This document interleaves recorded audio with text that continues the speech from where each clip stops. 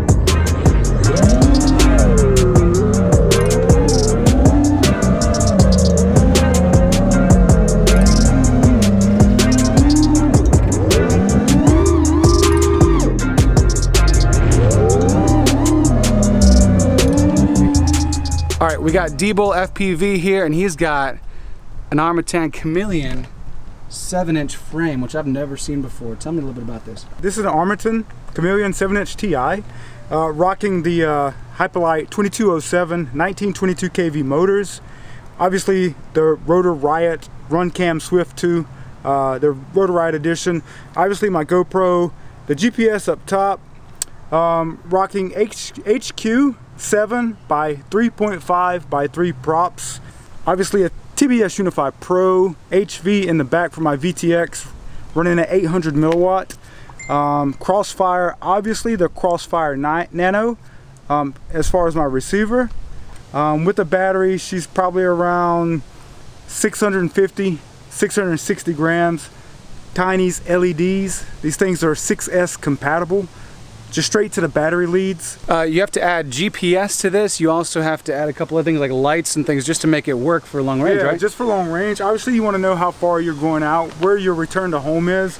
There's a video on my YouTube channel that I went straight up in the air. When I pitched down to come back to where I was at, I was lost. I had lost my orientation. I didn't know where the hell I was at. So when I came down, I was way far than I had anticipated.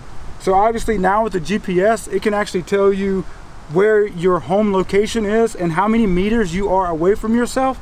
Also with Betaflight 3.4, the release candidate #1, if you guys are trying to do some long range stuff, 3.4 does have the capability to return to home. So you can have one of your auxiliary switches set up on your Tyrannus or whatever your Spectrum, whatever you're flying, to actually flip that switch to return the quad to home, so you don't lose it. That's a cool feature, and there you have it, a long range quad that should be able to autonomously return back to home if it fail safe or if you hit the switch. All right, so we just got to the big field. I don't go here too much. It's just a big open space. Not so good for like freestyle, but when you're talking about long range, which is what we're about to do, I think it's actually a great launch pad here. 4S 1300 milliamp battery probably gets about 5 minutes. Once I know it's locked GPS, I'll plug up the VTX because I'm on 800 milliwatt on my VTX. I know Trappy TBS swears up and down you won't burn up a TBS Unify Pro, but I don't trust it. So I'll boot it up, let it find a GPS, then plug in my VTX, and we'll see.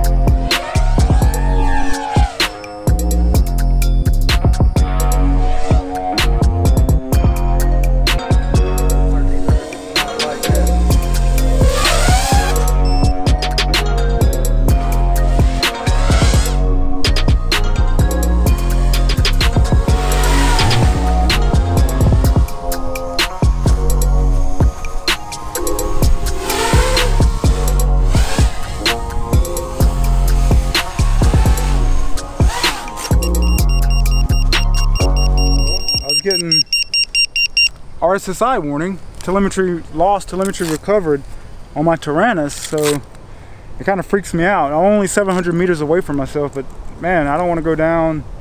I don't want to go down, period. I tell you that much. But I'm gonna check my Tyrannus to see what my my warnings are set at, so we'll see. With those 2207 1922 kV motors, I think they're a little much kV on a 4S on a 7-inch prop. At cruise speed, I'm pulling around 20 to 25 amps, and for my opinion, that's too much for long range. Cruising, you want to be at like 7 amps. So I'm probably going to change out those motors.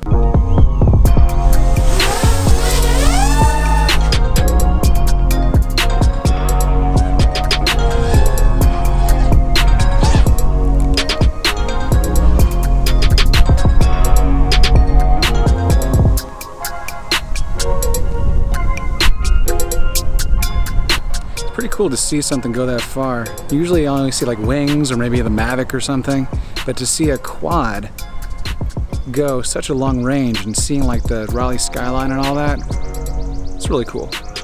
So he's got GPS, that's the arrow in the center, right? It's pointing to where the takeoff, okay. Yeah, it's pretty much essential.